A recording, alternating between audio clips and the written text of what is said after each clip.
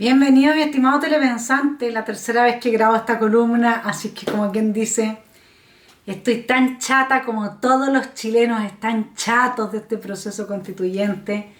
Ya no queremos oír hablar más, pero dicen que la tercera es la vencida, así también estoy prontamente a puertas de volver a relanzar mi libro sobre el amor, a ver si es que esta vez digamos, todo nos acompaña. Esperemos que los aspectos técnicos que me han fallado las otras dos veces que he grabado esta columna, esta vez tampoco fallen. Bueno, vamos al punto. El tuit de Escalona, ¿por qué es tan importante? Porque nos muestra la realidad, la triste realidad de nuestro país. Nuevamente, que hay tan poca gente que quiere asumir que en Chile tenemos una izquierda golpista, antidemocrática, violenta, que no le interesa ni siquiera que los indiquen con el dedo. Y yo quisiera partir de la lectura que hace Christian Vanken al respecto. Cristian le dice: estimado Camilo, acabo de leer su tuit sobre las elecciones del domingo pasado. En él usted dice: hace 40 años el pueblo chileno, mediante las protestas nacionales, supo levantarse unido contra la dictadura. Hoy debe nuevamente unirse para frenar la regresión ultraconservadora. La verdad, nuevamente, es que hace 50 años el pueblo de Chile unido votó al señor Allende de la estructura totalitaria que estaba construyendo. La otra verdad es que siempre en Chile ha existido más o menos un 20% de población dispuesta a todo evento, a apoyar a políticos que consideran la violencia, la crueldad, la destrucción del mundo como ese lugar que decía Marx: para parir la nueva sociedad es necesario entonces que la antigua sociedad se caiga a pedazos y sea destruida. El gran problema que tenemos en Chile es que no queremos hacernos cargo de que existe esa izquierda que prácticamente dio un golpe de Estado el 18 de octubre, ante el cual tampoco Chile Vamos ha querido hacerse cargo. Voy con Christian Vanken. Él dice que el estallido produjo regresiones en muchos líderes de una izquierda que contribuyó a la transición desde la dictadura a la democracia. Me gustaría decirle a Cristian, con todo el cariño que le tengo, esa misma izquierda contribuyó a la destrucción de la democracia de Chile y al quiebre institucional de 1973. Esa izquierda golpista totalitaria fue la que destruyó nuestro país, que terminó clamando, tirándole maíz a los militares para que intervinieran, con los tres poderes del Estado declarando inconstitucional al gobierno de Salvador Allende, que tenía muerta de hambre a la gente. Entonces hay que tener cuidado con señores como Escalona, no enarbolarlos tanto con tantas guirnaldas, como diría Rousseau, sino que verlo en su verdadera naturaleza, ¿no? Muchos, dice Vanken, se volvieron eufóricos, se sumaron al carro que anunciaron que venía la refundación del país, que el neoliberalismo había muerto. Mira, la verdad, desde mi punto de vista, Cristian, es que aquí lo que pasó es que esta es una izquierda que no está dispuesta a aceptar la alternancia en el poder. Entonces vieron la oportunidad para tomar el poder total, que ha sido siempre su sueño. Aquí no hubo regresiones a un pasado idílico. Imagínense, después de todo el agua que corrió bajo el río, en la vida del señor Escalona y todos estos políticos que trabajan en el Deep State, que uno no se llega a imaginar los temas con los que tienen que estar lidiando. Esto es un tema absolutamente de pelea de poder. Si ellos sacaron el binominal, y por eso es que estuvieron 30 años gracias al binominal, a que existía digamos, esa cláusula que conservaba el centro, la vida del centro político, esa cláusula democrática, digamos, puesta en el sistema electoral. En el momento en que sacan al binominal se destruye el centro político, se pulveriza y se atomiza con dinámicas centrífugas el sistema de partidos en Chile. Luego introdujeron la reforma procesal penal y con eso lograron la captura del Poder Judicial de parte de la extrema izquierda, porque el derecho garantista supone que el ser humano nace bueno, la sociedad lo corrompe. Por lo tanto, cuando él es un criminal, es la sociedad la que está en deuda con él, no él con la sociedad, y por eso se defiende tanto a los criminales, a los homicidas, a los violadores, a todos ellos, digamos, ¿no? Luego, esta izquierda concertacionista, claro que tenía sentimiento de culpa porque se la pasó haciendo unos pactos con los capitalistas que eran absolutamente delitos de cuello y corbata, como se le llama, desquiciados, digamos, ¿no? Ahora, bueno, vamos a ir sobre esa ley que se sacó ahora en contra de los gerentes y dueños de empresas, pero ¿qué se habla de los políticos que se coluden? De eso no se dice nada. Después tuvieron la reforma tributaria de Bachelet, con la que capturaron el Estado a través de la contratación de operadores políticos. Hicieron la reforma educacional que le sacó los patines a los niños. Y no podemos olvidarnos entonces de que esto de mantener la extorsión desde la calle, lo que ha llamado Hotelier, lo que ahora llama Escalona, siempre ha estado presente. Vamos con nuestro estimadísimo Mer Rousson, quien nos explicará desde su desde antigua juventud cómo funciona esto de estar con pie en la calle y otro en las instituciones. Más que las movilizaciones también tienden a fetichizarse. O sea, todos concordamos, yo creo acá, que la marcha como procesión, como liturgia fúnebre de la, no sé, Plaza Italia, la Moneda, sin un sentido político, o la toma cuando se convierte...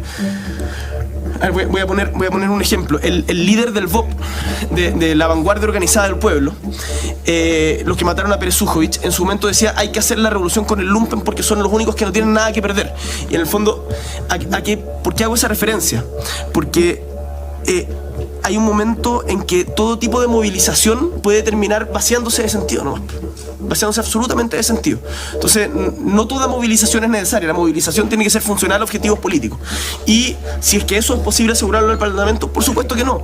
Y el estar en el Parlamento hoy día, tal como lo hizo el Partido Comunista durante su historia de todo el siglo XX, por estar en el Parlamento no se renuncia a la movilización social.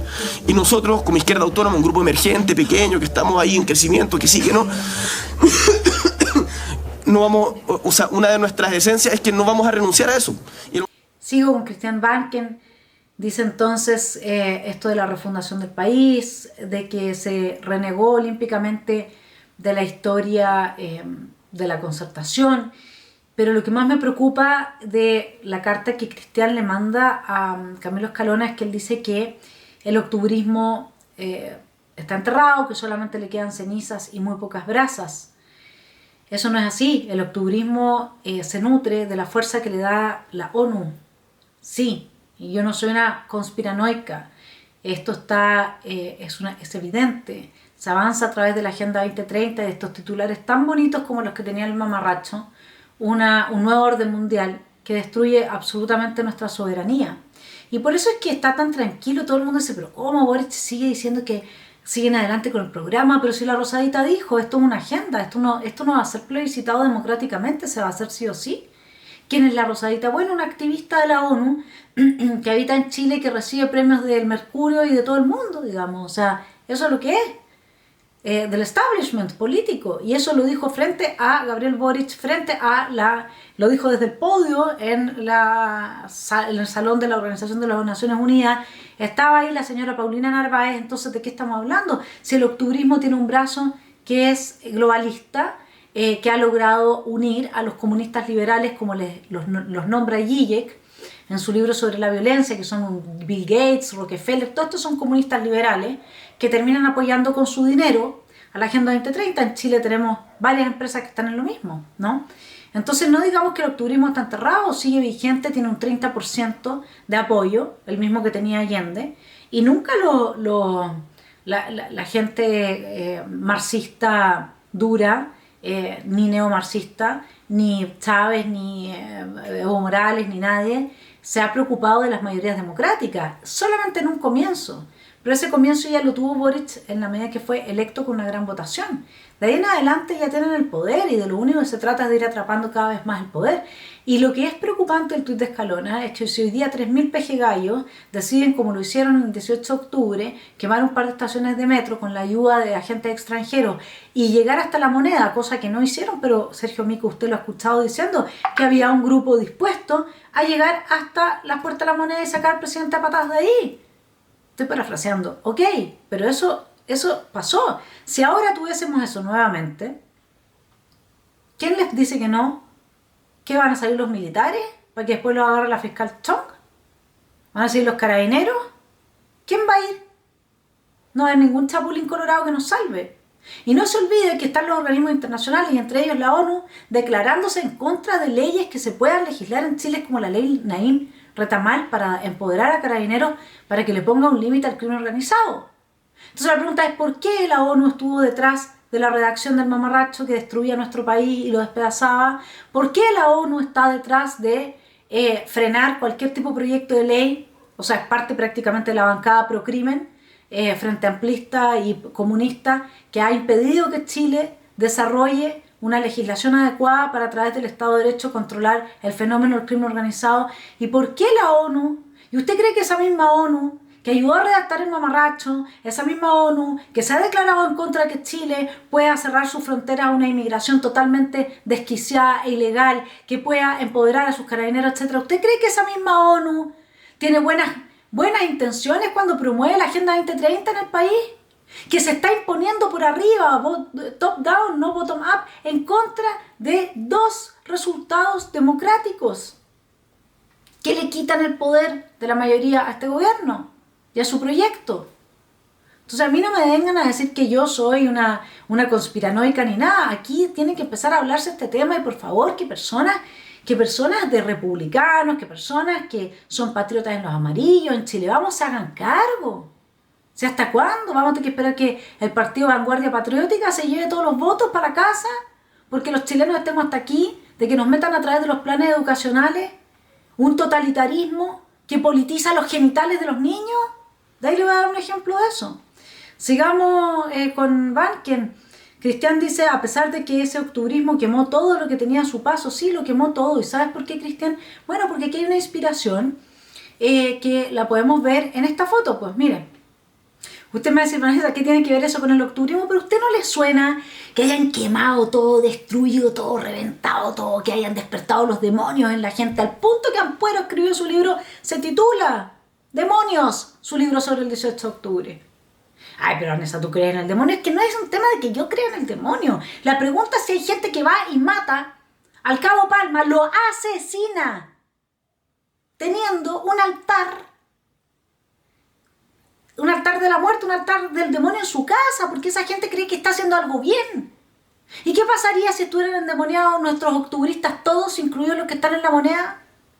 ¿O usted cree que, como dice Wurmbrand en este libro Marx y Satán, usted cree que es una coincidencia de que el marxismo haya sido la ideología con mayor éxito en la destrucción de este mundo? ¿Y que sean justamente los octubristas quienes avanzan todo esto? Mire, yo quiero, dado que Cristian es poeta y aquí estoy dialogando en parte con él a través suyo, yo quiero leerle, junto con ponerle algunas imágenes pocas, digamos, ¿no? Una selección mínima, algunos versos de Marx. Dado que nos gusta la poesía, leamos los versos de Marx, para ver si a usted le resuena que esa creencia de que al matar a otro, al violar a otro, al destruir el mundo, puede ser algo bueno. Esta gente es totalmente, no es que sea amoral, es que tiene la moral al revés, todo lo bueno lo destruye.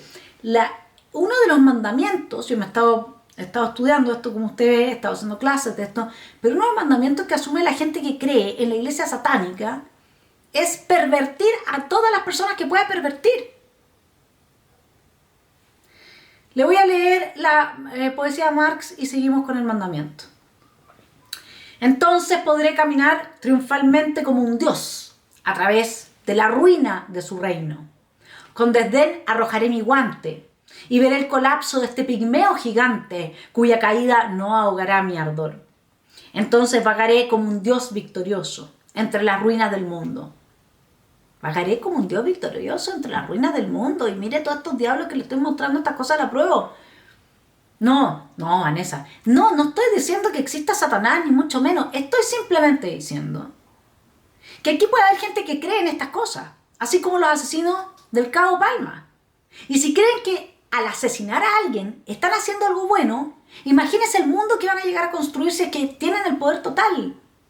Por eso, señores que sí creen en que existe el bien y el mal y que tienen un ser ontológico, háganse cargo de esta cuestión. Y los que no creen en eso, que no tengo ningún problema, piénsenlo. ¿Qué pasa en la cabecita de una persona que cree que violando, matando, destruyendo, quemando iglesias y destruyendo el mundo creado por Dios o creado por el neoliberalismo está haciéndole un bien a la humanidad? Que asesinando a carabineros, que quemando a la yuta, le están haciendo el bien a la humanidad. ¿Qué pasa? ¿Qué hacemos con esa gente, mi estimado telepensante? Sigo con su inspirador. Entre las ruinas del mundo y dando a mis palabras fuerza activa, me sentiré igual al Creador. Te hundirás, le dice a la humanidad, y yo te seguiré riendo a carcajadas. Si existiera algo que devore, dice Marx, saltaría dentro, aunque traiga al mundo a su ruina. El mundo que se dilata entre mí y el abismo, lo destrozaría en pedazos con mis perennes maldiciones. Estrecharía mis brazos alrededor de su cruel realidad, abrazándome al mundo, sucumbiría estúpidamente. O sea, el mundo que abrace a Marx va a sucumbir estúpidamente. ¿No le suena a la realidad histórica de la implementación del marxismo? Y entonces se hundiría en la nada absoluta. Esto está como Nostradamus. Fenecido, inexistente, eso sería vivir verdaderamente. Entonces podré caminar triunfalmente como un dios a través de la ruina de su reino. En eso cree esta gente, mi estimado telepensante. El octubrismo cree en esto. Y tiene fácilmente una alianza con el crimen organizado, porque también el crimen organizado cree en esto. Y si usted está diciendo que yo estoy diciendo algo que no debiera de decir al hablar de esa alianza, lo dejo con las declaraciones del diputado Joanet. Que el gobierno tiene temor de avanzar contra los grupos radicalizados porque usted cree que los grupos radicalizados están conectados con el gobierno. ¿Usted está seguro de eso? Tiene cara león, cuerpo león y cola león. Le voy a decir una cosa. Ministra Vega, no se olvide que renunció porque se vinculó a la CAM a través con Héctor Yaitul directamente. 2.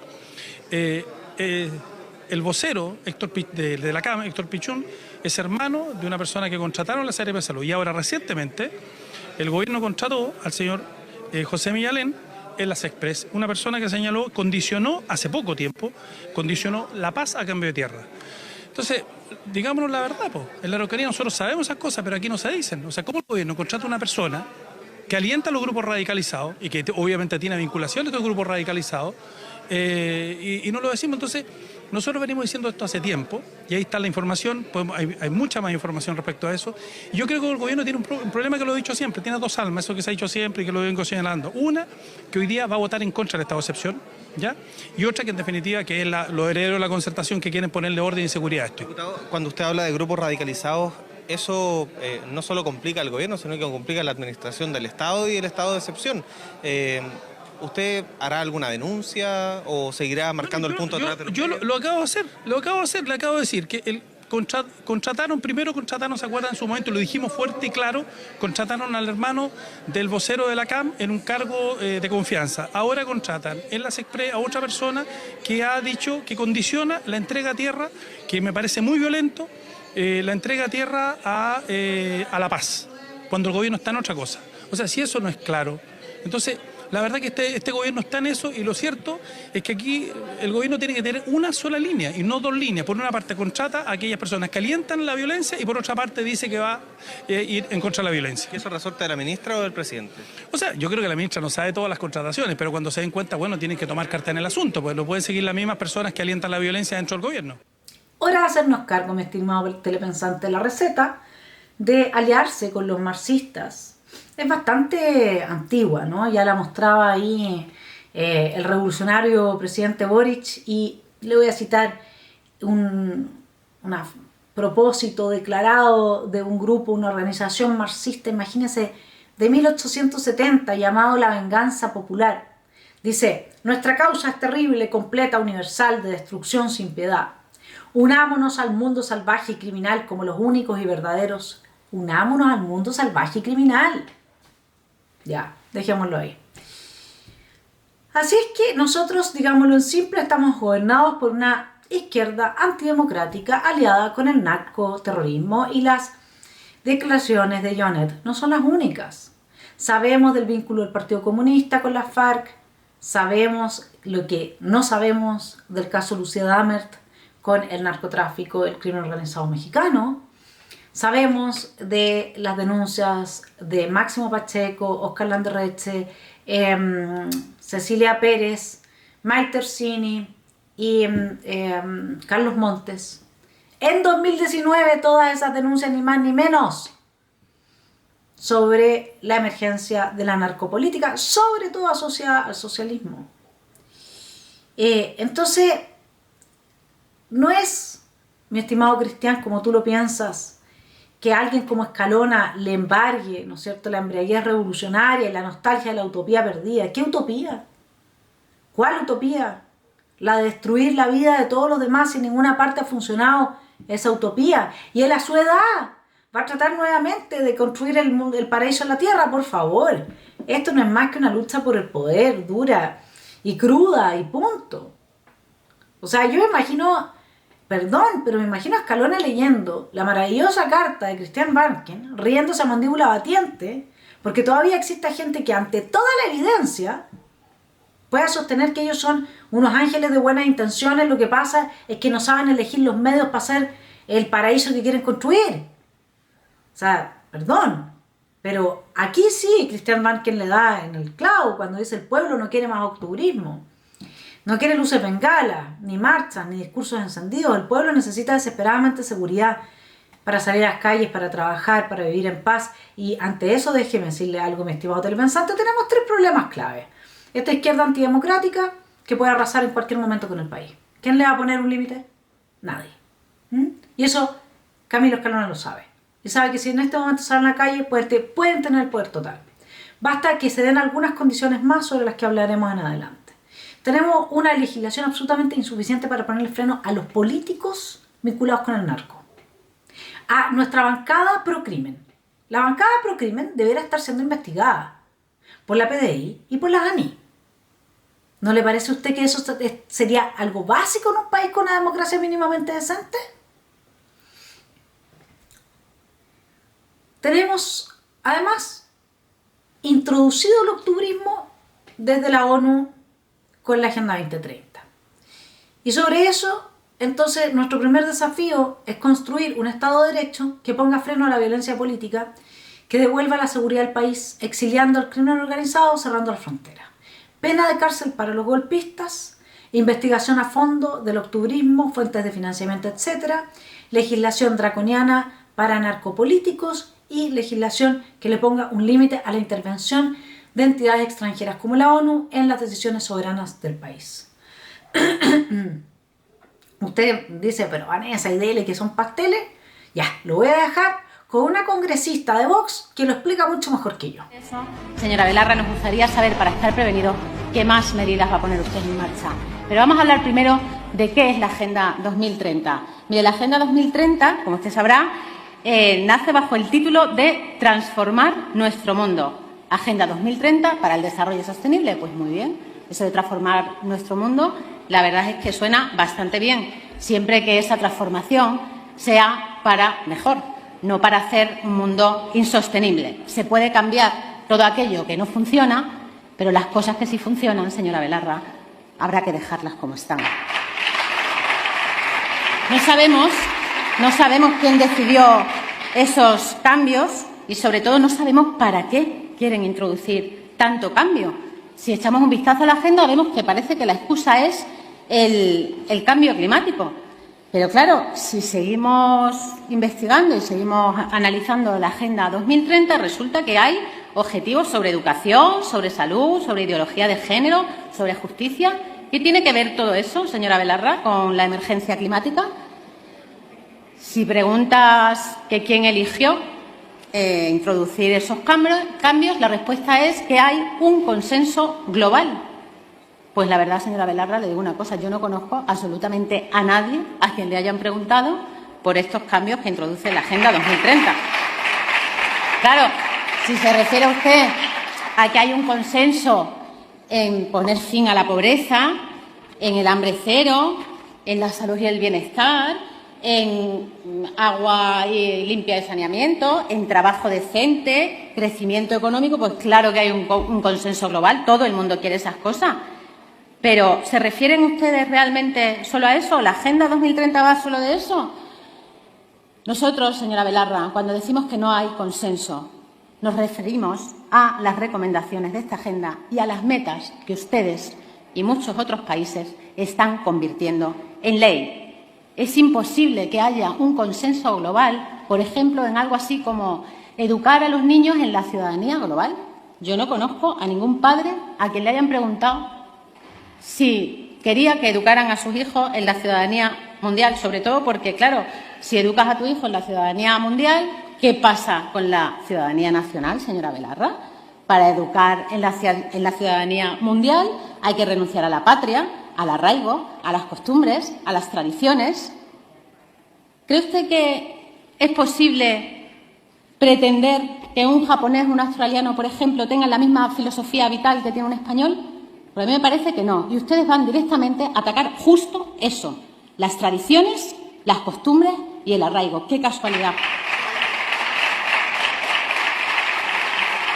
Además, encima, hemos escuchado desde esta misma tribuna decir 3 veces a 3 personas diferentes una cosa que es nuevo orden mundial. ¿Le suena a usted, señora Belarra? Le digo, porque no he sido ni yo ni nadie de mi grupo parlamentario.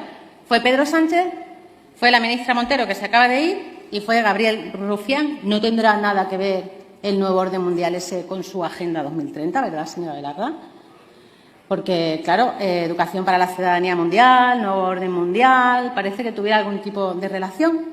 Y, claro, para que un nuevo orden mundial se imponga, tendrá que haber también un consenso global. Y yo creo que no, señora Belarra, yo creo que no estamos todos de acuerdo en todo. Además, sus señorías en general, del Partido Popular, de Podemos, de las demás plataformas independentistas, nos dicen que estamos fuera de la ley por no estar de acuerdo con la Agenda 2030. Lo he escuchado muchas veces desde esta tribuna y desde las comisiones. Están ustedes fuera de la ley. Pero yo creía que en una democracia, señora Belarra, se podía pensar de manera distinta y parece ser que no. Cada vez que nos oponemos a las consignas de la agenda globalista, nos llaman fascistas, xenófobos, homófobos, racistas y no sé cuántas cosas más. Y no se entiende, señora Belarra, esto no se puede entender porque le he hablado del título de la Agenda 2030 y ahora me voy a quedar solo en el preámbulo. No voy a seguir, me voy al preámbulo. El preámbulo de la Agenda dice que tiene como objetivo fortalecer la paz mundial dentro de un concepto más amplio de libertad. Y entonces, señora Belarra, ¿por qué hay debate cerrado? ¿De verdad disentir de los aspectos ideológicos de esta agenda globalista es estar fuera de la democracia? ¿De verdad disentir de los aspectos ideológicos de esta agenda es estar fuera de la ley? ¿Qué significa, entonces? ¿Qué significa eso de concepto más amplio de libertad, señora Belarra? ¿Justo todo lo contrario como todo lo demás? ¿Asumir la agenda global sin opción a discrepar no se parece más a una dictadura? Bien, pero si usted me dice, bueno, pero los de Vox son así tan histéricos. Oiga, a mí me llegó de una amiga íntima mía la siguiente notificación. Una guardería católica, un jardín infantil católico, de Gese, mandó carta a todos los padres diciendo que ya los hijos no celebrarán el Día de la Madre ni del Padre porque ahora la diversidad es cada vez más importante y la constelación madre-hijo, padre-hijo ya no es la norma. La carta desató una ola de indignación, de modo que la diócesis de Fulda, que es la responsable, se sintió ahora obligada a expresar su pesar por esta carta. Pero no hubo absolutamente ninguna consecuencia ni comprensión del problema real. Obviamente el objetivo es obligar a los niños a perder su comprensión natural de la familia. Aquí hay un ataque directo en contra de la heterosexualidad. No se trata de incluir a la diversidad sexual, se trata de atacar la heterosexualidad. Bueno, sigo. Con este fin, 2 días después del Día de la Madre, en el Día Internacional contra la Homofobia, la Biofobia, la Interfobia y la Transfobia, Baden-Württemberg está organizando un día de acción LGBTIQ+, en todas las escuelas del Estado. Para ello, los centros escolares dispondrán de sus propios materiales e ideas de proyecto. O sea, se va a celebrar esto disponiendo de todos los recursos, pero a los padres y a las madres ya no les llega una tarjetita en su día. El trasfondo de esta iniciativa es la tarea permanente, está citando del Ministerio de Educación dirigido por los Verdes, de pensar queer en la escuela. Pensar queer, o sea, no es pensar. O sea, es genitalizar el pensamiento. Porque todo pasa por los genitales aquí. ¿Usted entiende lo que es eso? Esto va a tener efectos mucho más graves de los que uno cree. Uno se ríe, pero no se ríe nada mucho. Porque la politización de los genitales lleva al totalitarismo donde nunca lo había llevado antes. Ahí mismo. Esta es la biopolítica en su máxima expresión. Aunque los alumnos de Baden-Württemberg están por debajo de la media nacional en lectura y comprensión oral, el Ministerio de Educación prefiere dar prioridad a los conocimientos sobre la supuesta diversidad de género, la heteronormatividad y las familias arcoíris.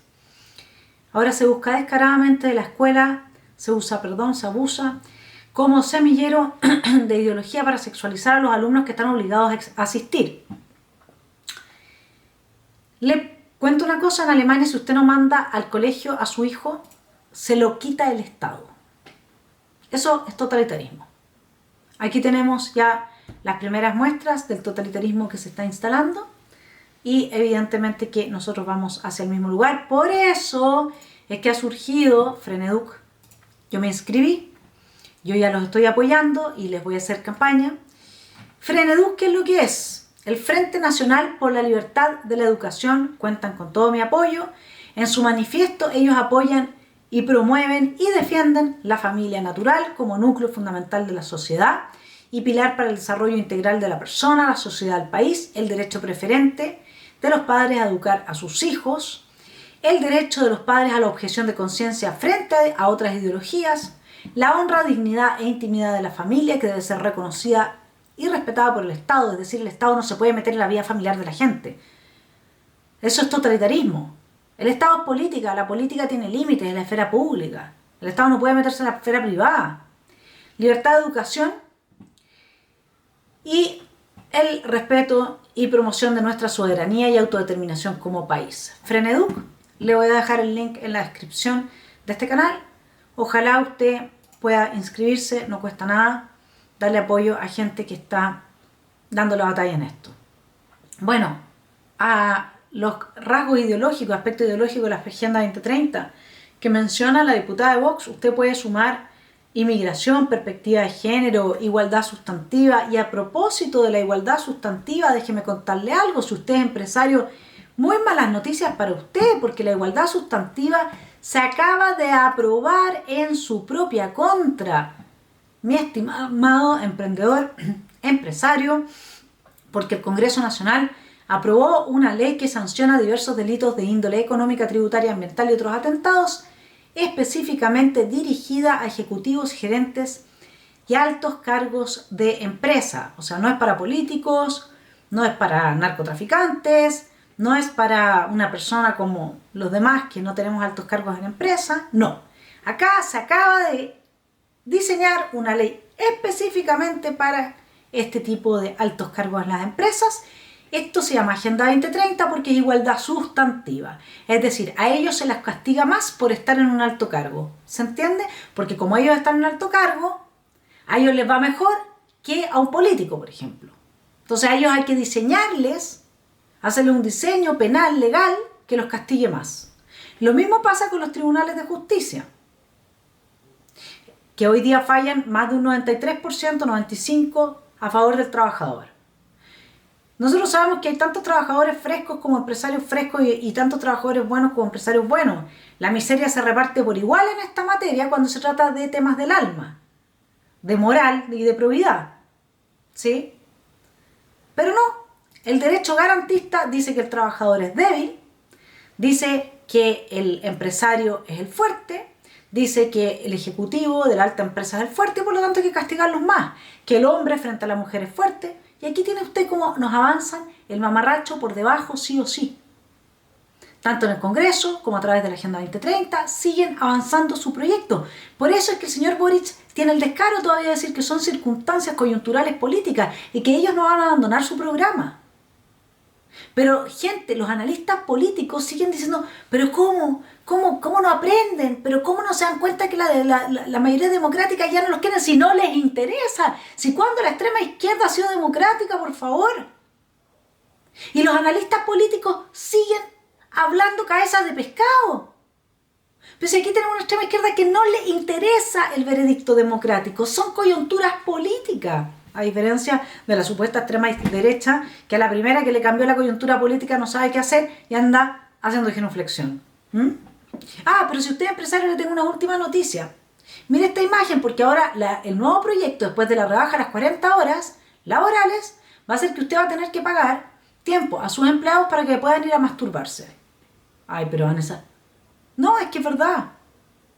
Si yo le hubiera dicho a usted hace 10 años atrás que a una persona por irse en contra de que los niños se bajen los pantalones en el colegio y se masturben colectivamente, la va a perder su trabajo en un colegio católico, ¿usted qué me hubiera dicho?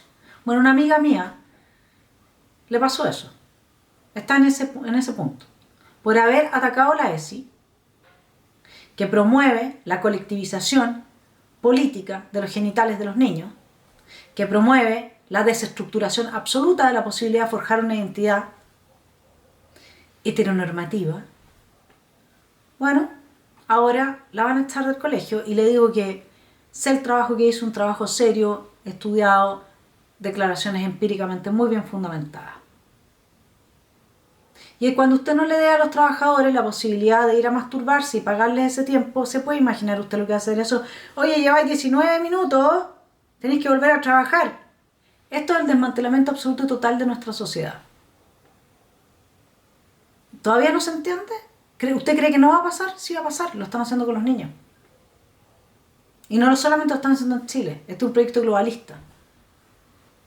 Ahora, ¿por qué Chile Vamos no apoya a republicanos si ideológicamente se supone que son mucho más cercanos que al Frente Amplio o al Partido Comunista? ¿Por qué han hecho un pacto con el Frente Amplio y el Partido Comunista? Porque tienen más en común con ellos. No estoy diciendo todos los miembros de Chile Vamos, sino que quienes han impulsado este tipo de iniciativas. Usted me va a decir cómo tienen más en común. Primero, los partidos de Chile Vamos, al igual que todos los otros partidos, exceptuando los partidos más nuevos, tienen un pecado de origen, que es que el refichaje, creo que en el año 2017, usted búsquelo, CIPER hizo el reportaje, ha sido denunciado ampliamente, el refichaje lo hicieron ilegal, ilegítimo, no cumplieron con los requisitos establecidos. Así que todos esos partidos debieron desaparecer. Entonces, de partida ya tienen ese problema de origen. Luego, el acuerdo del 15 de noviembre nunca trajo la paz, acuérdense que lo trajo la pandemia, y entregaron nuestra Constitución a la extrema izquierda. Acto seguido, violaron el resultado del plebiscito de salida. Artículo 142, modificaron la Constitución atribuyéndose una soberanía que no les corresponde. Ellos usurparon la soberanía del pueblo, ellos tendrían que haber hecho otro plebiscito de entrada. Atentaron contra el artículo 5 y el artículo 7 de la Constitución. Y por el artículo 60 de la Constitución debieran todos compartir el mismo destino y cesar en sus cargos y serles prohibido optar a cualquier cargo público. Esto ya es cosecha mía, no sé si está en el artículo, el resto de su vida. Obvio. Eso debiese pasar. En cualquier país decente, a los golpistas se los mete presos. Y a quienes violan la ley también. Y les cuesta su cargo político. Y la ignominia. ¿Sí? Entonces, ¿qué pasa? Miembros de Chile Vamos están en el mismo barco con la extrema izquierda que al mismo tiempo está aliada con el narcoterrorismo. O sea, yo creo que lo único que puede persuadir a miembros de Chile Vamos de abandonar ese barco es darse cuenta que tarde o temprano van a tener al narcoterrorista tocándoles la puerta de sus casas si es que ya no lo está haciendo ahora. Porque esta izquierda octubrista está aliada con el narcoterrorismo. Entiéndase bien. Lo está diciendo Joanet, lo dijeron todas las personas que yo le mencioné que hicieron denuncias el año 2019, lo dicen los más de 300 correos entre el Partido Comunista y la FARC, etc. O sea que quienes están de Chile Vamos aliados con el gobierno están al mismo tiempo, sin querer queriendo, aliados con el crimen organizado. Si el gobierno ha sido una bancada pro crimen, durante todo su tiempo en la oposición. Así que, y para más remate, vea usted lo que ha pasado con los 12 bordes. La UDI y Partido Comunista defendiéndolo a rabiar, y Frente Amplio también. ¿Por qué Chile Vamos defiende los 12 bordes? Porque dice que con eso evita que otra vez tengamos una especie de convención constitucional que sea un desastre. Eso no es verdad. De hecho, como tienen diseñado el sistema, va a ser un desastre sí o sí. Porque hoy día tiene poder de veto republicano y tiene poder de veto la extrema izquierda. Esto va a ser un juego suma cero. Esto va a ser un desastre. Va a ser otro show y otro circo que va a llevar a que la gente esté agotada más aún. Y que, si Republicano no lo hace bien, pierda absolutamente el apoyo y la legitimidad, que va a ser un gran alivio para Chile Vamos y para la extrema izquierda en este país. Pero nos va a matar nuestra única esperanza. Porque todo lo que proponga Republicanos, si es que logra el apoyo de algunos consejeros de Chile Vamos, que no se descuelguen, como dice Carmona, y sean apoyados por el Partido Comunista, se lo va a aportillar el Comité de Admisibilidad porque va a ser impugnado por 10 votos de la izquierda. Y todo lo que proponga el Comité de Expertos va a poder ser vetado por Republicanos. ¿A dónde nos va a llevar esto? Aquí va a llegar un momento en que, como esto sí o sí va a fracasar, van a empezar los gritos de tú eres el culpable, no, tú eres el culpable, y como Republicano está acostumbrado a ser el chivo expiatorio, nuevamente va a ser culpable y va a perder todo el apoyo y la legitimidad que ganó, a menos que cambie la estrategia. ¿Y cuál es la estrategia? La estrategia es que Republicanos, dentro del marco de la discusión en la convención, tiene que proponerle a los chilenos una constitución con todo lo que ese 62% quiere. Seguridad, límites a la inmigración, límites a la adquisición de la soberanía, de la ciudadanía, límites a la injerencia de los organismos internacionales, tipificación de delitos políticos en contra de la democracia, la república, el Estado de Derecho, penas de cárcel para los jueces prevaricadores, es decir, que sean investigados, fortalecimiento de un aparato de inteligencia autónomo manejado por las 3 ramas de las Fuerzas Armadas. Sí, pues, si hoy día estamos en manos del crimen organizado, tenemos que pensar en esa institucionalidad.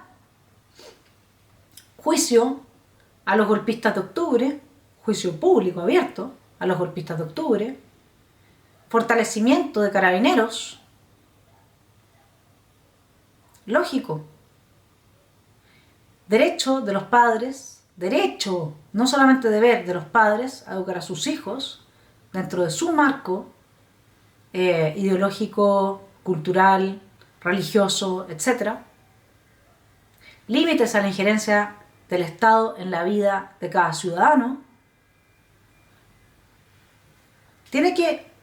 Partido Republicano tiene que presentar todo esto con un discurso muy fuerte y decir, nosotros todos los días en la mañana vamos a hacer un punto de prensa diciéndole a los chilenos cuál es nuestra propuesta para ese día.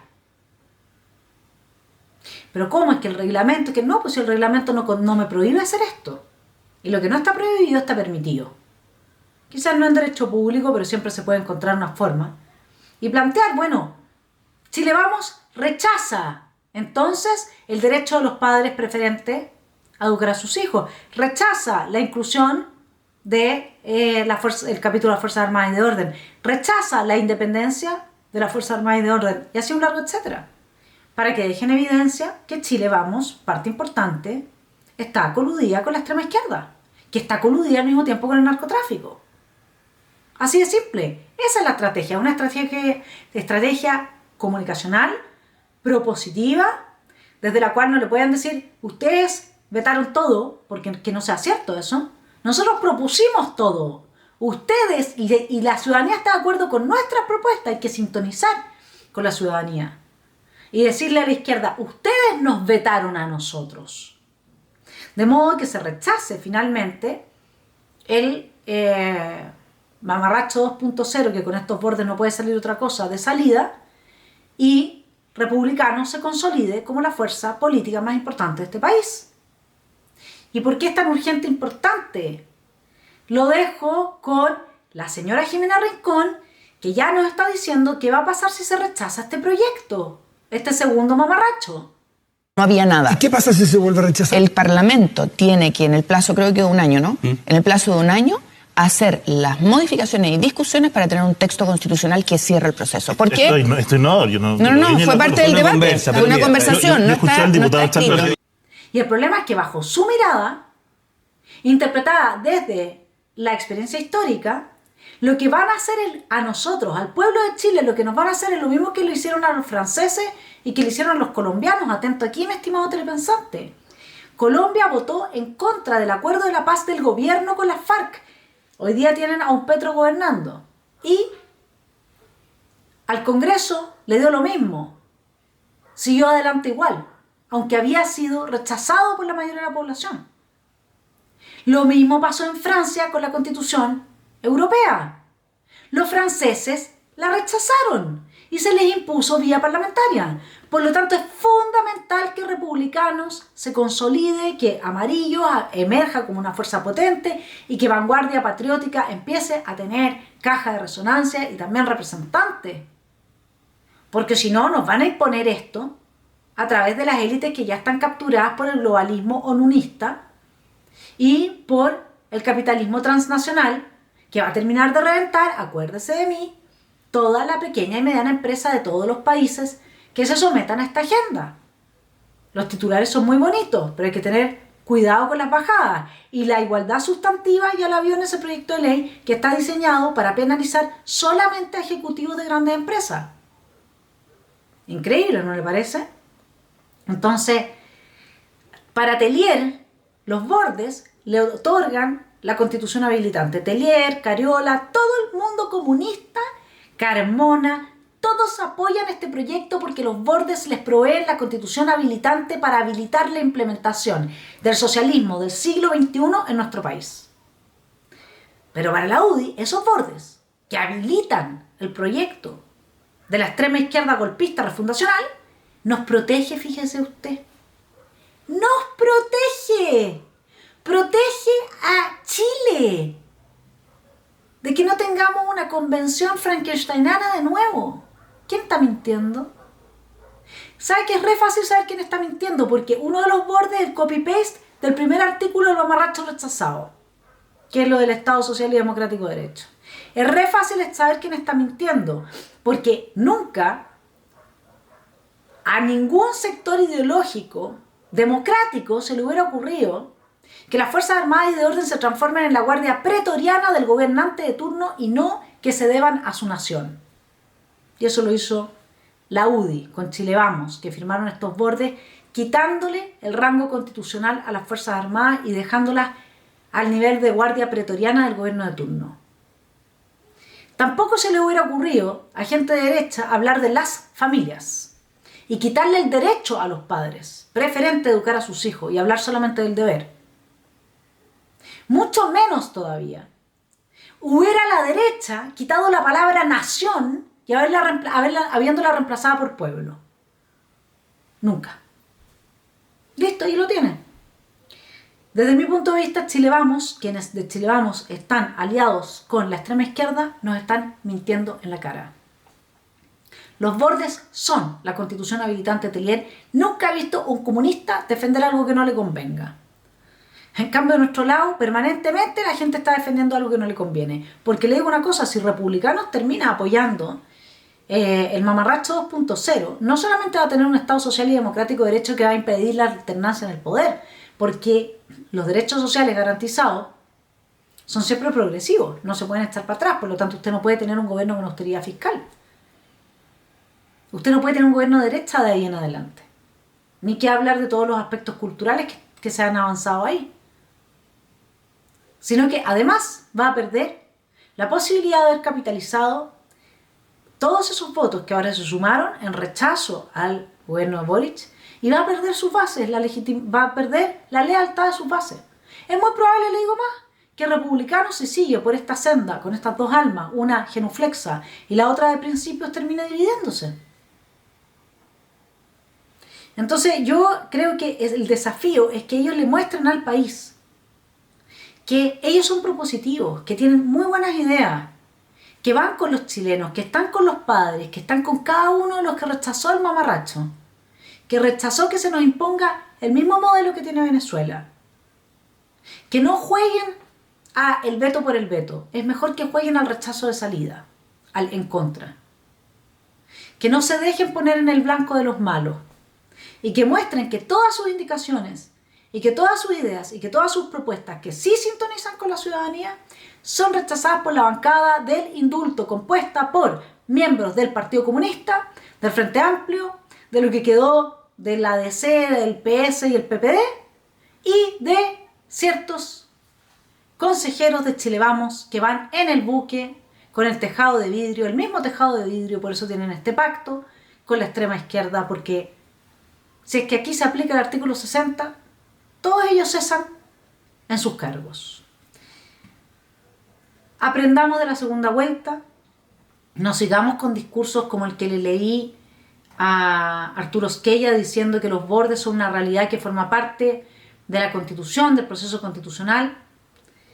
Y cuando tomamos la decisión de presentar candidatos sabíamos las reglas del juego y estar en el contexto que tendrá que hacer el futuro Consejo. No, porque tendrían que habernos dicho a nosotros eso, a quienes nos apoyamos y a los votantes. Eduardo Guerrero, de Ideas Republicanas, diciendo que el Estado Social y Democrático de Derecho no se debe interpretar como consagrar en la Constitución un Estado socialista. Es que no me puedes decir cómo se debe o no se debe. Aquí hay una tradición jurídica y en ese contexto se va a interpretar el borde y desde ahí se va a poder apelar a que, por ejemplo, el principio de subsidiariedad no es coherente ni compatible con el Estado Social y Democrático de Derecho. No se puede llenar los bordes con cualquier contenido.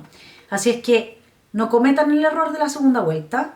La estrategia está clara. Propónganle al país todas las buenas ideas que tienen republicanos. Muéstrenles cómo las aportillan.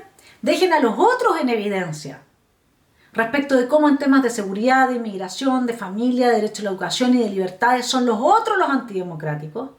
Consolídense como la fuerza política más importante de este país y tengan un Congreso que, si como dice Jimena Rincón, está mandatado para hacer modificaciones, arregle nuestra Constitución de 2005, asegurando que nunca más en este país gente que hace un golpe de Estado puede salir impune y pasar a gobernar los destinos de los chilenos, que se le pone un límite a la injerencia en la soberanía de nuestro país a todos los organismos internacionales, que de ahora en adelante las víctimas van a ser las defendidas y no los victimarios, que van a haber penas de cárcel para los jueces activistas, que tenemos que recuperar la espada de Arturo Prat, volver a poner al general Baquedano y al soldado desconocido donde corresponde y aplicar derecho humanitario a los presos de Punta Peuco como lo haría cualquier país con un mínimo de decencia y de moral. Espero haberlo dejado inflamado de mucho ánimo, esperanza, y presionemos porque no dobleguen a republicanos. Hay una buena forma de hacer política. Espero que les llegue este mensaje, un cariñoso saludo, que tengan un muy buen fin de semana. Mis estimados telepensantes, gracias a quienes me aportan en Patreon. Ellos hacen posible que nosotros estemos acá y que podamos ser una de las voces importantes en la defensa de la libertad. Y gracias a todos los suscritos. Como dice mi querida Claudita, compartan estos contenidos. No se olviden de inscribirse en Freneduc. Es muy importante que apoyemos a los padres que hoy día están dando la lucha por sus hijos, porque sus hijos son el futuro de nuestro país. Así es que Frente Nacional por la Libertad de Educación. Que tengan muy buen fin de semana.